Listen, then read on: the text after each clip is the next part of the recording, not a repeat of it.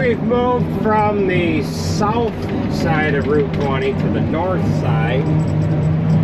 This field to our right is the field that we no-tilled corn into or in through the 4-foot tall cereal rye. We've got a couple other pieces to chop where we're going to be close to 2 other pieces that we did the same thing to. So we'll touch base with you guys when we get over in that area. Alright, so now we are over to the other farm where I planted through the standing cereal rye. It's that field to our left and this field over here to our right. You can see the dead rye kind of still lingering in there with the corn. But this field to our right looks a little better than the field to the left, but at least it's got a pretty decent stand there as far as what there is for corn growing. We'll show you what that looks like here when we drive past the end of this field here. Got a couple of lots here.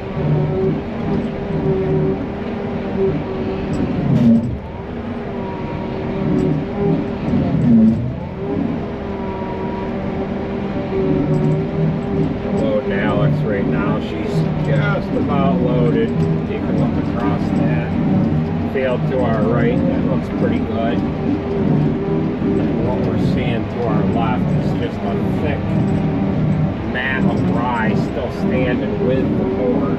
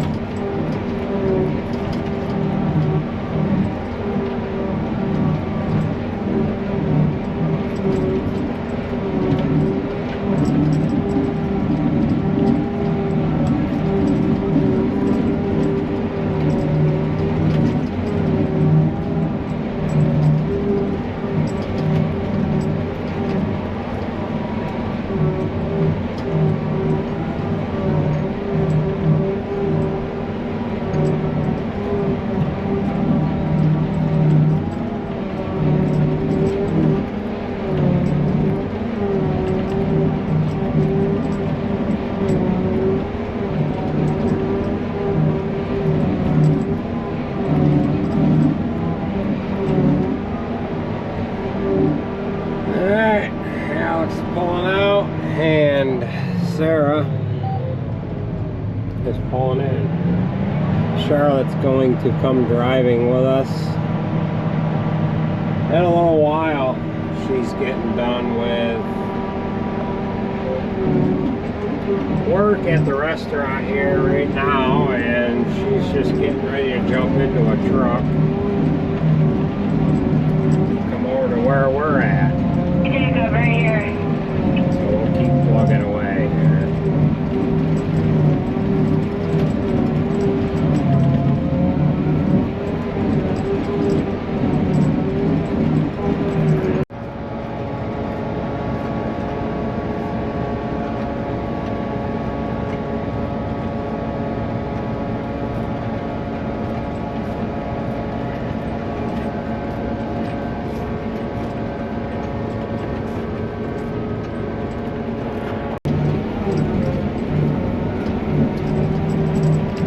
Well, we are moving right along.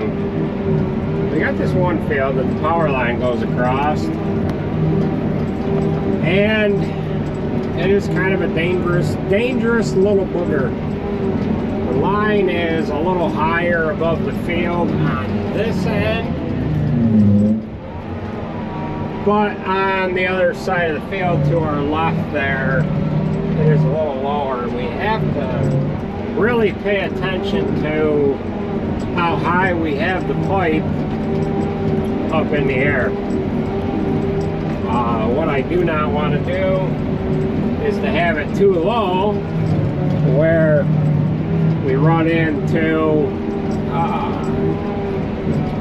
blowing into the pile and having it back up into the pipe and plug in the chopper. So I have to constantly lift up, lower, and so on. So we have to be careful of that. We probably should farm this the other way and not be going underneath the power lines every time we go across the field. But the way the field lays and whatever else like that, I guess it would make sense to farm it the other way, and then we could work with it accordingly. So we're loading Charlotte here right now. She had to work at her restaurant job, and she has gotten out of that was the lowest spot we have went under right there. And I'm talking on the camera here. She had started there early this morning and then worked till they closed up here this afternoon. So we are loading her right now. So I think this is where we're going to call it for the video, I guess. I talked to our bedding guy today. I didn't know he was putting sand in today. And he said, yeah, I see that new sand truck sitting there. He said, I didn't know what it was all about. I said, well, that was for you. And he didn't end up using it. So he's going to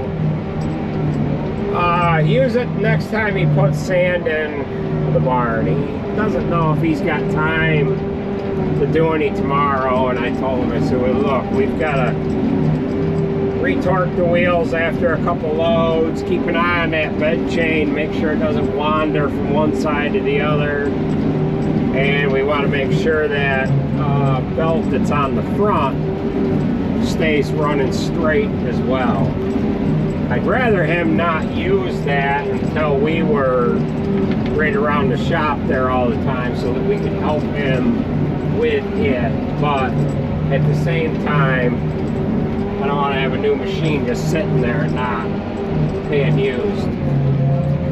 So with that being said, that is going to do it for this video. I want to thank everybody for watching, and we will catch you at the next video. Take it easy, folks.